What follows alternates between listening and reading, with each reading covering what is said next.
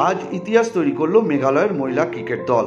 সিকিমে অনুষ্ঠিত হয় এনইসিডিসি সিনিয়র মহিলা আন্তঃরাজ্য টুর্নামেন্টে অপরাজিত থেকে তারা হয়ে উঠল চ্যাম্পিয়ন।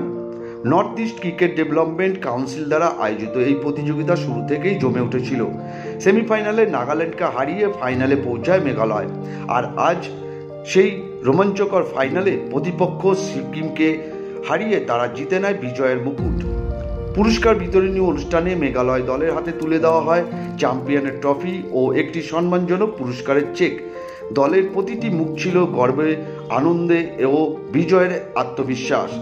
এই জয় শুধু একটি টুর্নামেন্টের জয় নয়, এটি মেঘালয়ের মহিলা ক্রিকেটের ভবিষ্যতের একটি মাইলফলক।